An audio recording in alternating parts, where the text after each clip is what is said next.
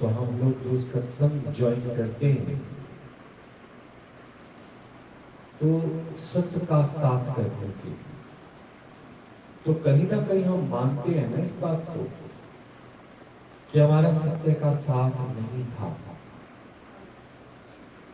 इसलिए हम सत्य का संग करना चाहते हैं, क्योंकि असत्य में हम लोग इन्वॉल्व हो गए थे। नहीं, अब हम उस असत्य से मुक्त होना चाहते हैं। पर असत्य है क्या? असत्य जो है, जो तुम्हारा वास्तविक स्वरूप नहीं है, वो असत्य है। उसके अंदर आपकी बहुत सारी बातें आ जाती हैं। जैसे सबसे बड़ा मोटी मोटी बात है, वो है देह। क्या ये सत्य है? ये सत्य है, ये असत्य है। पर हम सबसे ज्यादा लिप्त किसमें हो गए? देह। अब देह में लिप्त होने के बाद जो देह के अंदर गुण, दोष, विषय, विकार, ये सब जो है, हम इन सबको अपना मानते हैं। जब देह को अपना मानने लगे तो हम इन सब चीजों को भी अपना मानते हैं। तो हम इनसे मुक्त होना चाहते हैं। इनसे मुक्त होने के लिए एक ही बात पता है, वो क्या है कि तुमको आत्मज्ञान। आत्मज्ञान क्या है? मैं ये देह नहीं। तो सिर्फ ये कह देने से बात नहीं बनी। सिर्फ ये कह देने से कोई कि मैं देह हूं, मैं देह नहीं हूं, कि इसको आत्मज्ञान हो गया। तो अष्टावक्र जी उनसे टाइम टू टाइम उनकी परीक्षा लेते कि इनको क्रोध आता है कि नहीं आता, इनको चिंता होती है कि नहीं होती। क्योंकि अगर अभी तक क्रोध आ रहा है, चिंता हो रही है, तो समझना अभी पूर्ण तरह से ये पके नहीं। आप घर में दाल सब्जी बनाते तो टाइम टू टाइम उसे उसका गलावट चेक करते हो कि सब्जी गली या नहीं गली, दाल गली या नहीं गली, चावल गला या नहीं गला। जब वो गल जाता है आप समझ जाते हो कि वो पक गया, तो उसको और भी अभी पकाते हो या बस पक गया तो आपका खाना बन गया। पर टाइम टू टाइम अगर आप उसको चेक नहीं करते तो आपको पता कैसे चलेगा कि खाना बन गया। वॉशिंग मशीन में कपड़ा लगाते हो, बजर बजता है, तो आपको एक इंडिकेशन दे देता है वो कि कपड़े आपके धुल गए। नहीं, प्रेस में भी एक रेड लाइट जल जाता है, पता लग जाता है प्रेस गर्म हो गई है, यानी प्रेस होने के लिए तैयार है। एक ट्रेन भी आती है तो सीटी बजाती है कि भाई ट्रेन आ गई है और आप अलर्ट हो जाओ, सावधान हो जाओ। तो ठीक उसी तरह से कैसे पता चले कि आपको आत्मज्ञान हो गया है? कैसे पता चलेगा? तो आप अपना स्वाध्याय करके देखोगे कि पहले क्रोध आता था, अब भी आता है कि नहीं आता। तो क्या क्रोध सत्य है? असत्य का जो लगाव है उससे छूटने के लिए हमने सत्संग ज्वाइन किया। तो हमें जो मुक्ति पानी थी वो क्रोध से मुक्ति पानी थी। तो क्रोध से मुक्ति पाने के लिए यहाँ गुरु पहला स्टेप क्या बताता है? बोला अपने को जान। क्रोध किसको आ रहा है? क्रोध किसको आ रहा है भाई? अगर तुम बच्चों पे क्रोध कर रहे हो, विद्यार्थियों पे, इसका मतलब तुमने अपने को अध्यापक जाना। और घर के बच्चों पे तुम गुस्सा कर रहे हो तो तुमने अपने को माँ बाप जाना। पड़ोसियों के बच्चों पे गुस्सा कर रहे हो तो अपने को अंकल आंटी जाना। कुछ अपने को जान लिया है तुमने, आखिर तो दे ही जाना है ना तुमने। जानना है भगवान को। जान किसको लिया तुमने? दे। तो ये दे अभिमान के कारण ही तुम्हारे अंदर क्रोध की वृत्ति बन गई। तो मिटानी किसको है? दे अभिमान। तो दे अभिमान किससे जाएगा? आत्मज्ञान से। आत्मा के ज्ञान से देहाभिमान चला जाएगा। और जब देहाभिमान चला जाएगा, ये तो एक क्रोध बताया है, क्रोध क्या हो गया? चला गया। क्रोध मेरा स्वभाव नहीं है, क्रोध मेरा स्वभाव नहीं, पर मैं अपने को देह मान लेने के कारण ये क्रोध जो था, ये किसका स्वभाव था? देह। तो वो भी तो साथ में मिलेगा। जब हम एक दुकान खरीदते हैं तो उसके अंदर के रैक, उसके अंदर का जो सामान है, वो भी तो हमें साथ मिल जाता है, नहीं? जब आप एक पार्क खरीदते हो तो उसकी घास भी तो साथ में मिल जाती है आपको, उसका गेज वो भी मिल जाता है। कुछ भी आप खरीदते हो तो उसकी एसेसरी आपको मिल जाती है साथ में, नहीं? तो ठीक इसी तरह से शरीर की एसेसरी क्या है? मन, बुद्धि, इंद्रियां, और इनसे क्या पैदा होते हैं? विषय, विकार, और जितने भी हमारे ये सब अंदर में उठती है लहरें, ये सारी तभी आ जाती हैं। तो केवल एक आत्म ज्ञान से हम असत्य से मुक्त हो सकते हैं। तो क्रोध सत्य नहीं है, क्योंकि बदलता रहता है, बदलता रहता है। कभी बहुत हावी हो जाता है, कभी विनाशक हो जाता है, और कभी नॉर्मली हम हंसते हंसते भी किसी को गुस्सा कर देते हैं। क्रोध भी कई तरह के आते हैं, पर हम क्रोध से पूर्णतया मुक्त कब हो जाते हैं? जब आत्मज्ञान हो जाता है। लोभ, लोभ क्यों आ रहा है मुझे? लोभ क्यों हो रहा है मुझे? आखिरकार मैं अपने को देह जान रहा हूं तो मुझे लोभ हो रहा है। मैं अपने को सेठ जानता हूं तो अंदर में ख्याल क्या चल रहा है कि मैं सेठ हूं, इस बार हमें अपने नौकरों को तनख्वाह देनी है, तो हम कहां से लेकर आए? लॉकडाउन में तो हमें किसी ने पैसा नहीं दिया, तो हम कहां से लेकर आए? सारा दिन दिमाग में ही चलता रहेगा, क्योंकि तुमने अपने आप को क्या जाना है? सेठ जाना। सेठ जानते ही तुम्हारे अंदर ख्याल चलना शुरू हो जाएगा, और फिर तुमको लगेगा कि कहीं ना कहीं से भी अब पैसा अरेंज तो करना पड़ेगा। पैसे के लिए तुम्हारे अंदर क्या आ गया? लोभ आ गया। तो अब भी तुमको आत्मज्ञान नहीं। तो कब जाने कि तुमको आत्मज्ञान होगा? जब ये काम, क्रोध, मोह, लोभ, अहंकार ये तुमको छू भी ना सके, तब समझना कि तुम सिक्योर हो चुके।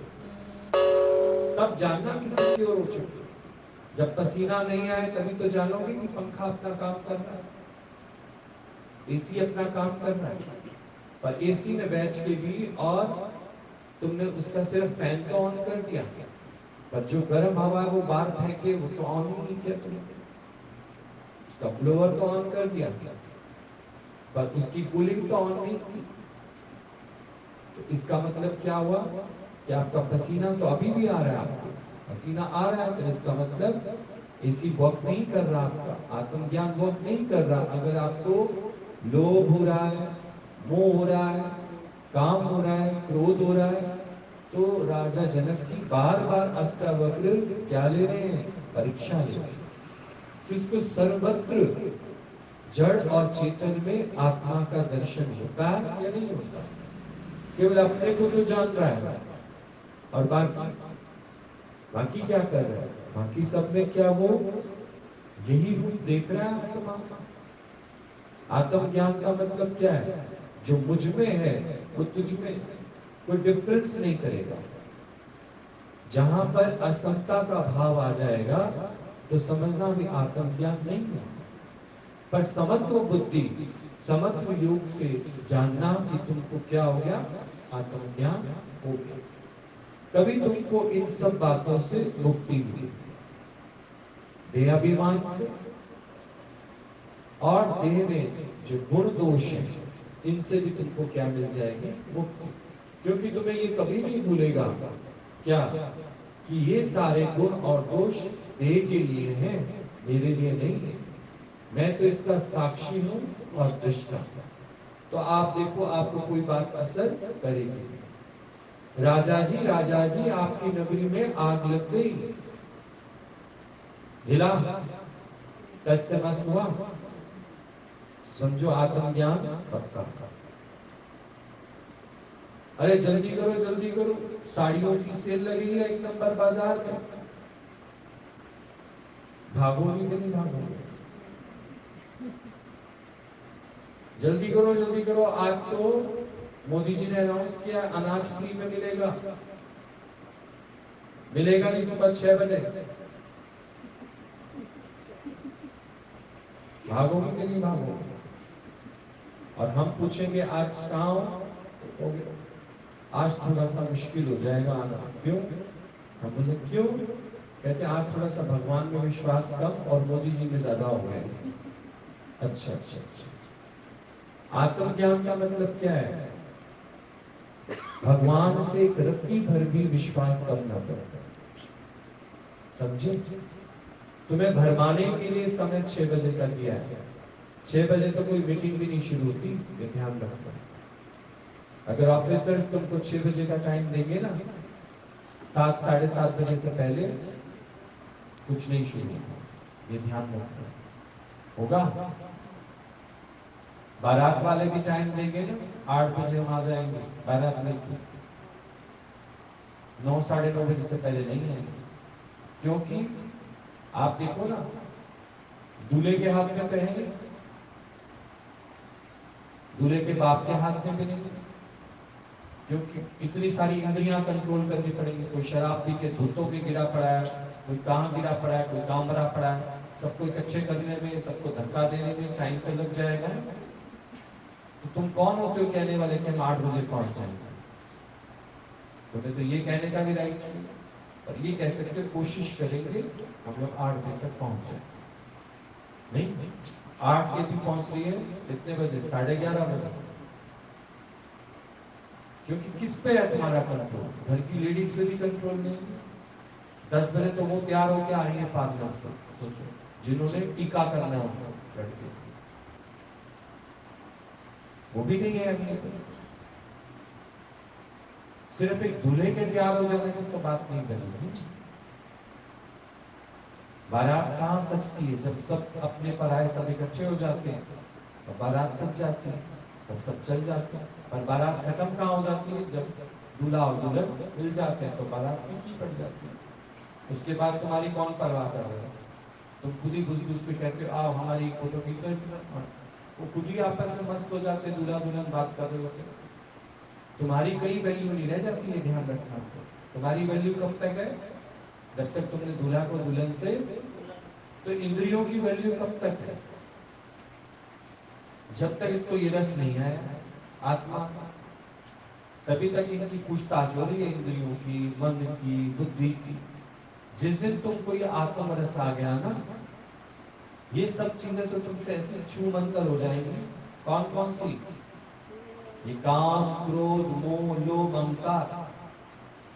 पर कभी कभी हमको क्षणिक ये भ्रम हो जाता है, नहीं कि हमें आत्मज्ञान हो गया। अच्छा आत्मज्ञान हो गया है? हो गया तो चलो चेक करते हैं, चेक करते हैं। वही जरूरी समय तुम्हारा माया का होगा, वही जरूरी समय तुम्हारा सत्संग का होगा। पर माया की चिंता वो करे जिसके भगवान में विश्वास में कमी हो जाए। माया खिला रही है तुमको या भगवान? भगवान से उत्पन्न हुए हो माया से? तो फिर ठेकेदार माया है या भगवान? भगवान। तो जिसका आत्मज्ञान पक्का होगा उसको ये 5 विकार और 5 विषय कभी अपने अंदर आसक्त नहीं करता। और इनके प्रति अगर तुम्हारा लगाव अभी भी है, अभी भी एक एक करके ये तुमको गुमराह कर देते हैं, परेशान कर देते हैं, डिस्टर्ब कर देते हैं, तो समझो अभी भी देह में ही फंसे हुए, अभी भी ख्याल किसके करते हो? पर दावा किसका करते हो? आत्मज्ञान का। दावा आत्मज्ञान क्या करते हो? दावा नहीं करते एक दूसरे पर, नहीं तुम तो हमारे हो, तुम तो हमारे। तो कितने हमारे हो? कितने हमारे हो? आप सोच के देखो।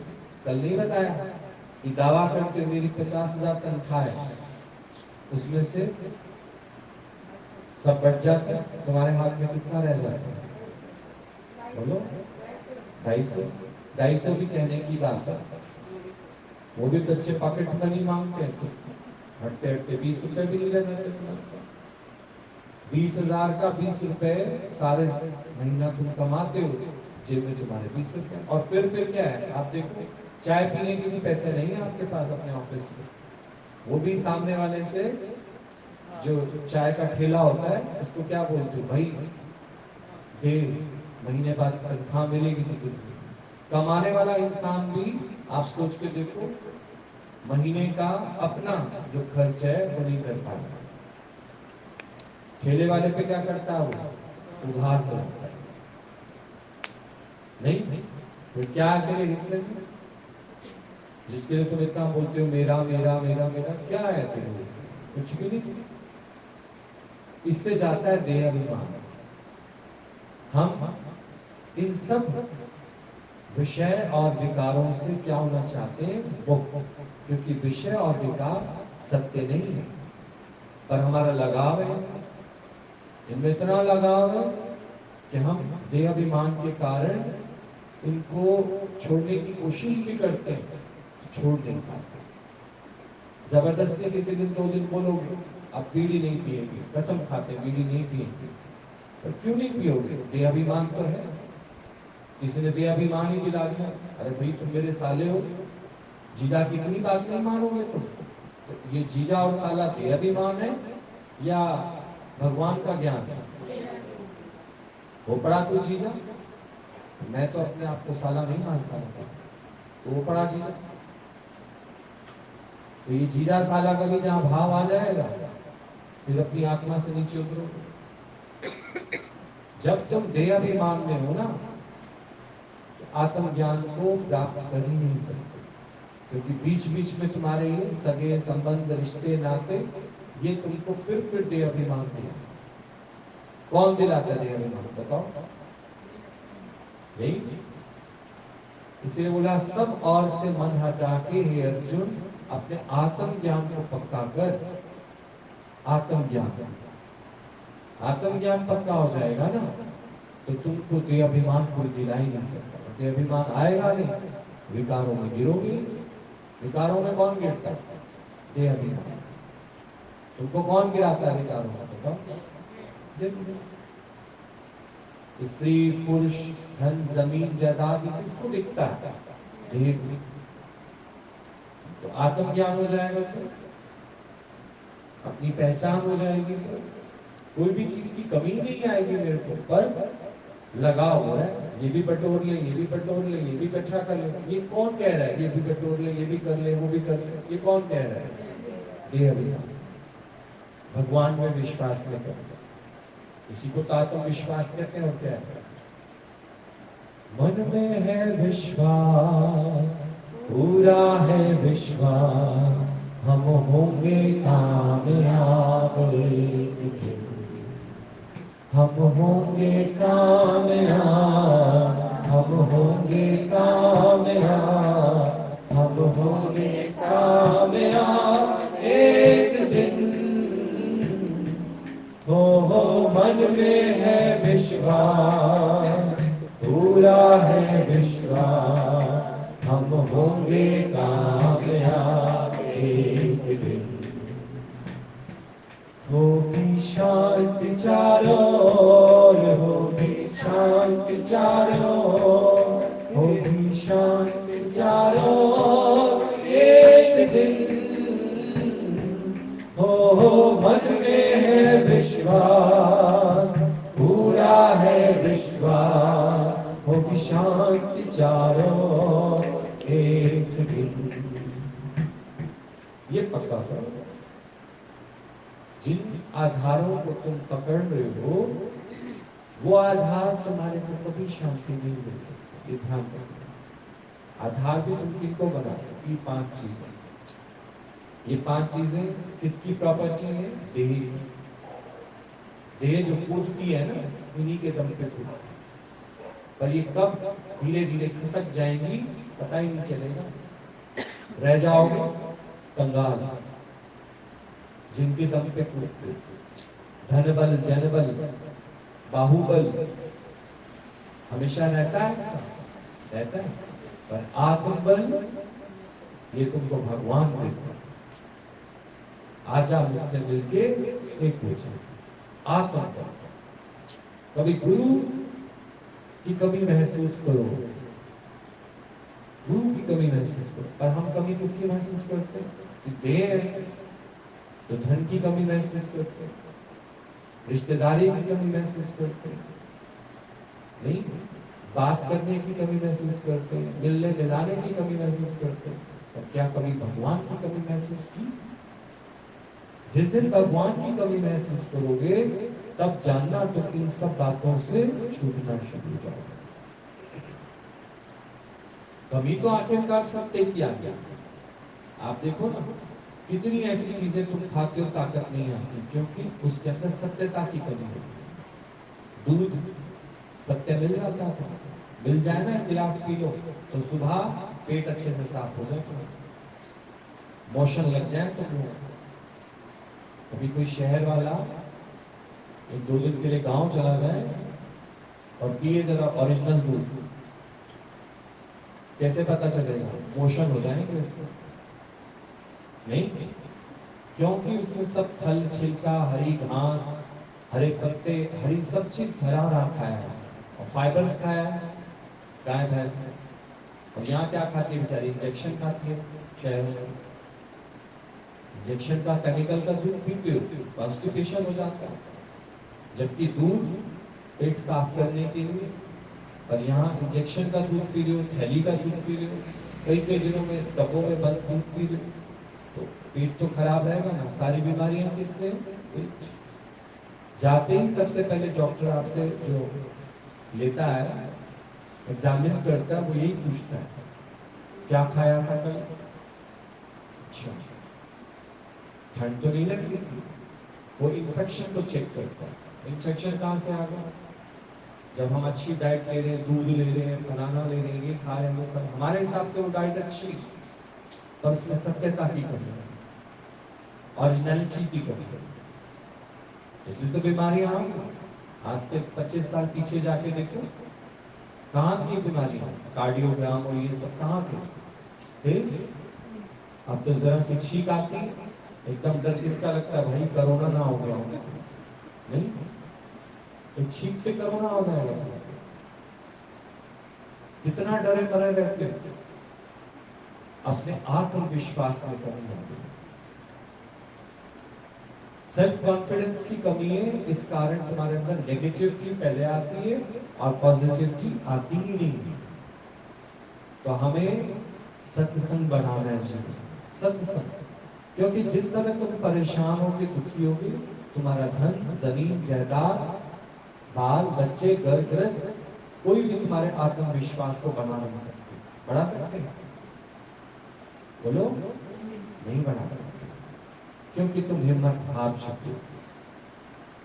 हिम्मत मिलती है सत्य से, सत्य से। इतनी बड़ी गीता सुनी तुम लोगों ने, अर्जुन क्या हार बैठा था? हिम्मत। तो अपने वाले नकुल आ जाता, सहदेव आ जाता, थोड़ा दिलासा दे जाता, युधिष्ठिर आ जाता है, तो सारे मुंह लटका के बैठे, क्योंकि ये आप ही पथभ्रष्ट है, ये आप ही अपने को देह मानते हैं। तो तुम्हारे अंदर आत्मविश्वास कैसे बढ़ेगा? अब तो मुश्किल लगेगा। हर एक व्यक्ति तुम्हें क्या कहेगा? मुश्किल है, लगता है। अब तो रोज रोज बाढ़ें आती है, लगता है किसी दिन यहाँ भी तबाह हो जाएगा। आत्मविश्वास रोज कम करते हैं लोग। और यहाँ गुरु क्या कहते हैं? सबसे विश्वास हटा लेना। सबसे का मतलब सब और से मन हटा। जो तू उन पे विश्वास रख के बैठा है ना, धन पे, जमीन पे, जायदाद पे, मैं मेरे पे, सब और से अपना विश्वास हटा के, हे अर्जुन, तू अपनी आत्मा में विश्वास कर, और वो मैं हूं। वो मैं हूं का मतलब जो परमात्मा है, पहले उसने आत्मा को जाना है, तब इतनी श्रेष्ठ वाणी, इतनी पवित्र वाणी वो तुमको सुना पाता है। क्यों गुरु को भगवान का दर्जा दिया जाता है? इसलिए दिया जाता है कि इसका सेल्फ कॉन्फिडेंस अधिक है, घबराता नहीं, परेशान नहीं होता, कमजोर नहीं पड़ता। क्यों? कहता मैं इतना सा भी विश्वास परमात्मा से हटाता हूं। दुनिया में लोग भगवान पूजते जरूर है पर विश्वास डगमगा जाता है। किस कारण? देहाभिमान के कारण। यहां खत्म क्या करेगा गुरु पहले हमारा? देहाभिमान। जिसको देहाभिमान है उसके अंदर कभी आत्मविश्वास आ ही नहीं सकता, आ ही नहीं सकता। ये आत्मज्ञान प्रकट हो ही नहीं सकता। राजा जनक भाग पड़ता अगर उसको देह का अभिमान होता कि ज्ञान ध्यान तो चलो अपनी जगह, जैसे तुम्हारे मन में विचार आता है ये सत्संग तो देखो अपनी जगह एक लिमिट का सत्संग होना चाहिए, है ना? रोटी कहाँ से खाएंगे, फिर हमें ये भी करना है वो भी करना है, ये क्या है? और जिसको पूर्ण विश्वास है, उसको पूर्ण विश्वास है, वो टस से मस भी नहीं है। राजा जनक को नहीं लग रहा होगा कि कम से कम थोड़ा गोल्ड तो निकाल लूं तिजोरी में से, वो जलता है तो चलो कोई बात नहीं, आत्मज्ञान को पक्का कर, पर थोड़ा गोल्ड निकाल लूं ये भी अभी आत्मज्ञान पक्का नहीं। चलो 2-4 कोट पैंट निकाल लो अलमारी में से, फिर जलती है तो महल जल जाए, ये गुरु भी राजी और इधर थोड़ा जेब भी राजी। गुरु नानक देव जी के शिष्य ने बोला बाबा जी भूख लगी है। बोला अच्छा ये खा लो। देखा भी नहीं है, ये विश्वास है इधर भी हरि उधर भी हरि, ब्रह्म ज्ञानी का इशारा ही काफी है। ये खा लो। अब ये खा लो तो क्या है, पर देखे तो रीठे थे, रीठे जो कितने कड़वे होते हैं, झाग बना देते हैं। शिष्यों ने गुरु का कहना मान के खा लिया। जब तक आत्मा में स्थित थे। आत्मा में स्थित का मतलब जानते हो क्या होता है? गुरु के विचार के आगे तुम्हें दूसरा विचार ना है कोई, उसको कहा जाता है आत्मनिश्चित। लेकिन दूसरे वाले को तो विचार आ गया, क्या इनका कोई पता नहीं। अब रास्ते में कोई चाय का ठेला मिलता है नहीं मिलता, रस मिलती है नहीं मिलती, ये तो भक्कड़ आदमी है, कहीं भी रुकता नहीं है, तो मैं एक रस का पैकेट रख लेता हूँ। रास्ते में बताते भी चलेगा गुरु नानक देव जी, आप चिंता मत करो मैंने आपके लिए भी रस का पैकेट रख लिया। जिसको आत्मा का निश्चय, राम को घर से क्या लेके चला होगा, तो सुबह चाय के साथ रस नहीं मिली उसको, फिर मिली थी ना, वो कमला जी लेके आई थी, कमी नहीं पड़ी। बिछोना, बिछोना भी था, सब कुछ मिला, केवल आत्मा का निश्चय। आत्मा का निश्चय क्या होता है बोलो? है ही भगवान, है ही भगवान। और राजा हरिश्चंद्र को अपने राजा पने का अभिमान था, मेरे द्वार से कोई खाली ना जाए, उनको कंगाल कर दिया। देह अभिमान था उसको, मैं राजा हूं, मैं राजा हूं। तुम्हें क्या है, मैं गृहस्थी हूं। गृहस्थ का अपने धर्म होते हैं, क्योंकि तुम्हें सारा गृहस्थ धर्म ही पढ़ाया गया। गृहस्थियों को क्या पढ़ाया जाता है, बाप दादाओं से क्या पढ़ाया जाता है उनको, तुम गृहस्थी हो। अब भैया जी तो गृहस्थी नहीं है, तुम्हारे तो बाल हैं, बच्चे हैं, सबको देखना है, पालना है, जाओ सत्संग मना नहीं है तुम लोगों को। और ये नहीं पता कि भैया जी का गृहस्थ तो बहुत बड़ा है, बहुत बड़ा। तुम्हारे तो फिर भी 4-5 अटके पड़े, यहाँ तो सारे ही अगर विश्वास करते हैं तो क्या कहते नहीं, आप एक बार मुझसे कह दो तो बातचीत। ग्रस्त कितना बड़ा है कि छोटा है? बहुत बड़ा ग्रस्त है, सारी धरती उसकी क्या है, ग्रस्त है। पर फिर भी उसको विश्वास किसमें है? वही भगवान। इतना सा भी वो अपने निश्चय से नीचे नहीं गिरता। देहाभिमान कौन दिलाता है? कौन दिलाता है? जिनको तुम अपना कहते हो ना वो तुमको दे अभिमान। देखो भगवान भगवान ठीक है, ऐसा थोड़ी सारा दिन भगवान के पीछे तुम लोग पड़े रहो। हमने तो नहीं देखा आज दिन तक भगवान, धूप बत्ती भी कर ली, हरि दर्शन की धूप भी जला ली, सब करे, हमें भगवान मिला ना, तुम्हें भगवान मिल जाएगा, जाओ जाओ पागल हो गए हो तुम लोग। भगवान मिलने मिलाने से कोई मतलब नहीं है ही भगवान, हम कह रहे है ही भगवान। पर देह अभिमान दिलाने वाले बहुत हैं। पर भगवान दिलाने वाला कोई एक है। अब आप सोचो मेजॉरिटी किसकी है? ये अभिमान वालों की। कोई बिरला होता है ब्रह्मज्ञानी जो तुमको भगवान पक्का कराता है कि अगर शरीर के टुकड़े टुकड़े भी कोई कर दे, इतनी नौबत तो आएगी नहीं, तो भी भगवान के निश्चय से नीचे नहीं करना। ये ध्यान रख लो। अभी तो ये नौबत आई नहीं, अभी तो बहुत है, बहुत बहुत। माने एक अपनी किडनी भी बेचाओ ना तो 20 लाख तो तुम्हारे पर नहीं पड़ेगा। एक किडनी से भी गुजारा हो सकता है। भगवान ने तुमको खरबों का, खरब भी मैं कह रहा हूं मिलियंस का तुमको शरीर दिया है। कोई 20 लाख में भी नहीं देता अपनी किडनी, देता है कोई? पर जब कभी तुम्हें लगे कि बिल्कुल ही नहीं है, किडनी तो दे सकते हो। जब अपने परिवार के पीछे भगवान को दांव पे लगा सकते हो, किडनी उसकी तो दी हुई है, दे दो, क्या हो गया? दे दो, क्या हो गया? नहीं नहीं, किडनी भी रहे वो भी रहे, तो दोनों तो नहीं रह सकते। भगवान ने तुमको इतना जो बनाया है वैल्यूबल भगवान प्राप्ति के लिए, तो ऐसे दो। जब तुम्हें इतनी चिंता होगी तो दो ना, फिर दो, एक किडनी दे दो, क्या हो गया? क्या फर्क पड़ता है? नहीं दोगे तब तो भगवान तू ही कुछ कर। बोला मुझे भी तो नहीं करने देता तू, मैं तो करता हूं तो मुझे भी नहीं करने देता, फिर तू कर। बोला मैं क्या करूं? आप तो सीधे सीधे किडनी निकालने के लिए कह रहे हो। किडनी है, दिल का वाल है, इतना महंगा है दिल का वाल, करोड़ों का भी नहीं मिलता। एक वाल ना हो ना शरीर में, किसी भी समय श्वास लेने में दिक्कत हुई, राम नाम सत्य।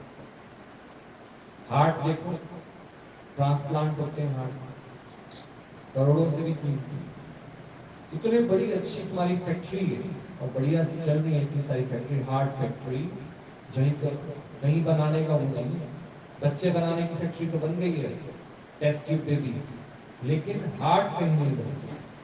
हार्ट, लंग्स, किडनीज, पैंक्रियाज, इतने सारे हैं पार्ट्स। ये कीमती कीमती पार्ट्स तुम्हारे अंदर लगा रखा जाता है, फिर भी हिम्मत हारे ना छोड़।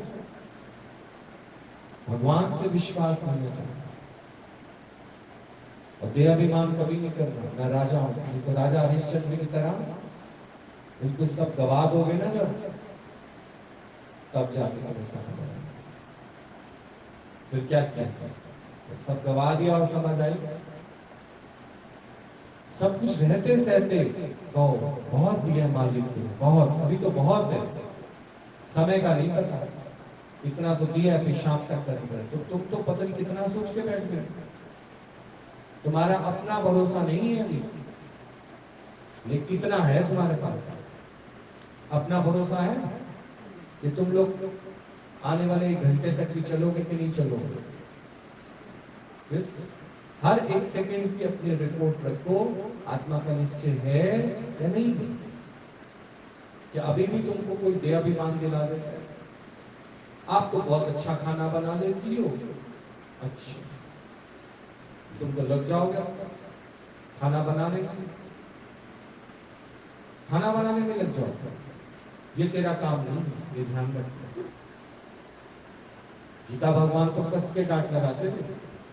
एक बार नीना मम्मी गीता भगवान के लिए पापड़ बना रही थी। गीता भगवान को पापड़ बहुत अच्छे लगते, सत्संग मिस कर, तो मीना मम्मी सोच रहे कि आज गुरु बहुत खुश होगा, क्योंकि जब तक ज्ञान में मैच्योर नहीं होते ना हम लोग, तो हमें लगता है इन बातों से गुरु खुश होगा। गीता भगवान ने बोला कहाँ थी इतनी देर, तो ऐसे ही बोलते थे, वो नहीं लिहाज करते थे गीता भगवान।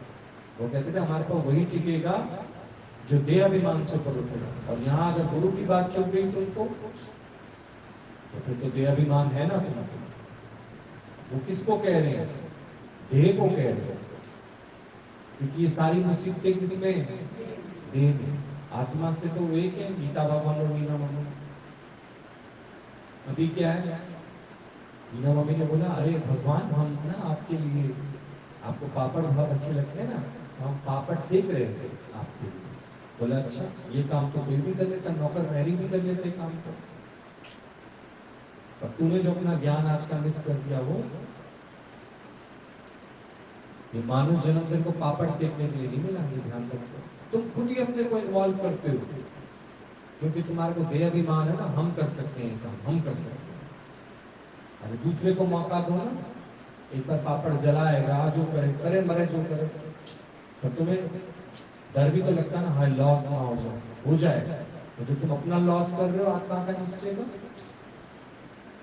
ये जो डर डर के बूढ़े बुजुर्ग बेचारे मर रहे हैं, कितने साल तक बेचारे संभालते रहे, आखिर तो मरना ही पड़ा, आखिर तो मरना पड़ा। पर कैसे कायरों की मौत मरे वो लोग, सूरमा की मौत नहीं, जियो एक दिन पर सूरमा की मौत मरे, कायरों की मौत नहीं।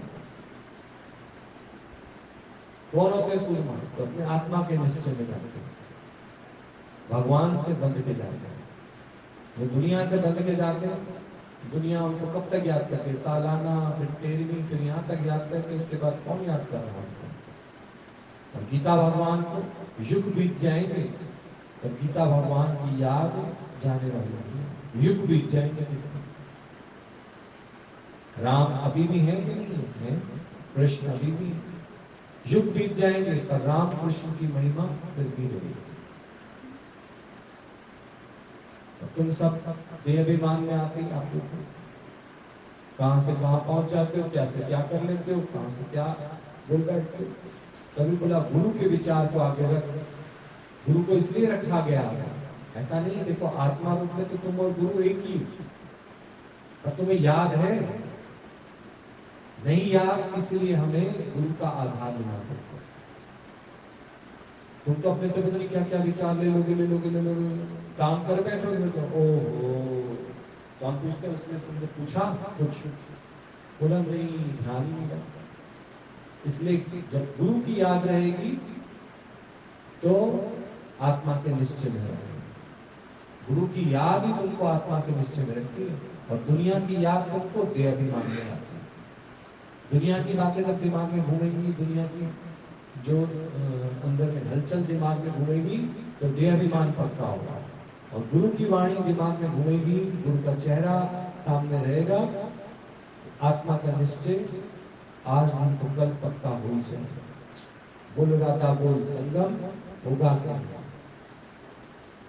गुरु बार बार तुमको यही बात करता है, इसलिए बोला गुरु की प्रीति ऐसी न छोड़ी जाए न तोड़ी जाए।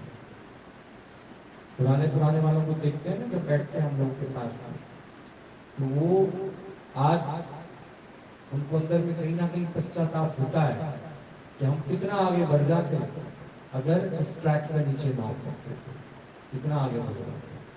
वो गलती तुम मत करो,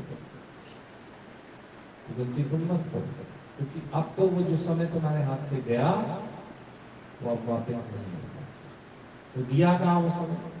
सोच रहे थे शायद माया से संतुष्टि मिलती, माया को रचने वाला कौन है? भगवान। और उसमें संतुष्टि नहीं डाली उसने, संतुष्टि तो उसी के पास है। ये ध्यान रखना, कितनी माया कच्ची कर लो, कितना देह में फंस जाओ, और संतुष्टि किसके पास है? और जिसका भगवान का निश्चय हो गया, भगवान उसको कई तरीकों से आजमाएगा, गरीब कर देगा, कंगाल कर देगा, भिखारी बना देगा, पाई पाई का मोहताज कर देगा उसको, कभी भगवान से उसका प्रेम कम नहीं होना चाहिए। उसके बाद तुम देखना, भगवान खुद तेरे घर का पानी भरने ना आ जाए फिर क्या? भगवान खुद तेरे चरण दबाने ना आ जाए फिर क्या? पर इतना भगवान से मिलकर एक तो हो जाओ,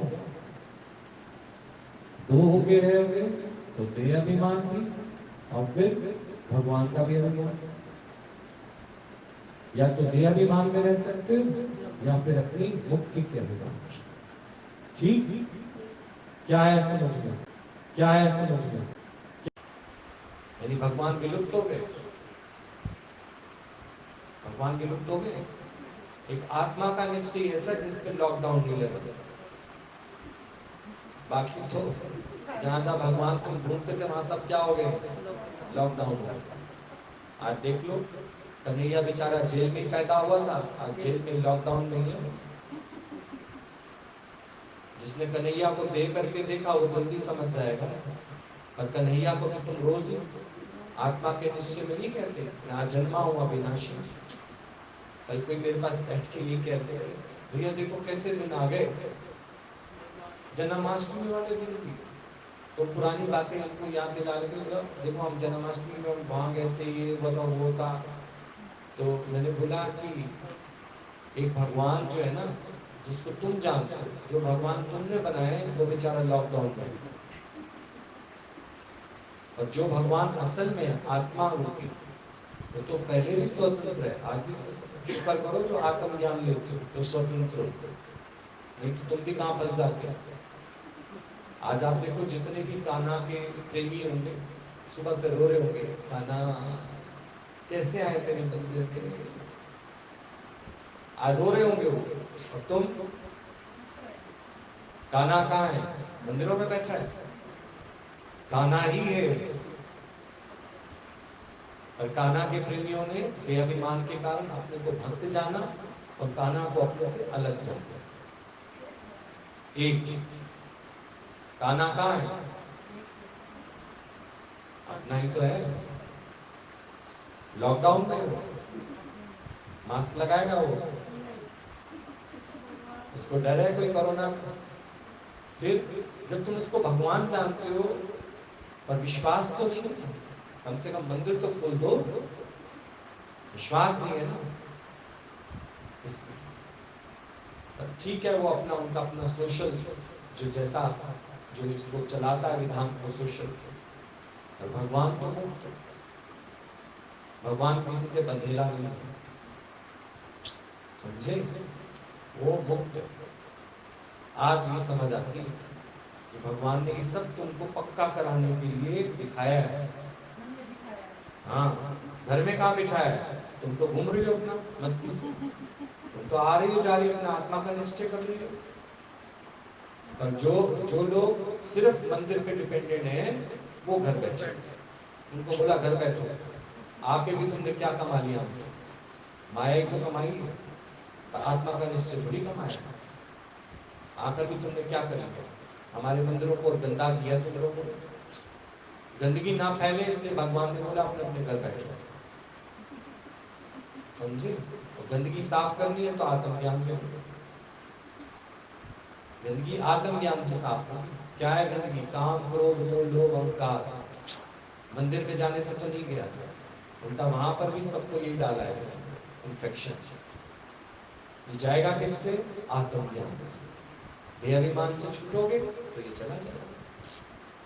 ठीक, इस ट्रैक से कभी नीचे नहीं उतर, भगवान के विश्वास से कभी। गुरु यहाँ ये नहीं कह रहा कि मेरे को भगवान जानता, वो तो कह रहा है तू ही है, अपने अंदर विश्वास की कमी मत हो। ज्यादा में ज्यादा क्या होगा, उसने बनाया पुत्र, भीख ही तो मंगवाएगा, तुम जान पाओगे ना? नहीं नहीं, फिर तो हमारी बेइज्जती है, भीख मांगेंगे तो देहाभिमान है ना, तो तुमको भीख मांगने में बेइज्जती महसूस, देहाभिमान के कारण तो। उस दिन भी कोई मेरे से मिला तो बोला अरे नहीं, सब्जी की भी कैसे लगाए, क्यों? अगर तुमको काम करना है तो सब्जी की रेडी में क्या? बोला नहीं, इतनी बड़ी कंपनी में काम करते थे, इतना अच्छा सैलरी पैकेज है, सब्जी की रेडी कैसे लगा ली? तो कौन बीच में आ रहा है? देहाभिमान। न जी पा रहे, न मर पा रहे। और आत्मा का निश्चय वाले में कोई शर्म है काम में? बोलो, क्या शर्म है काम में? जीविका ही तो कमा रहे हो, क्या बोलते हो?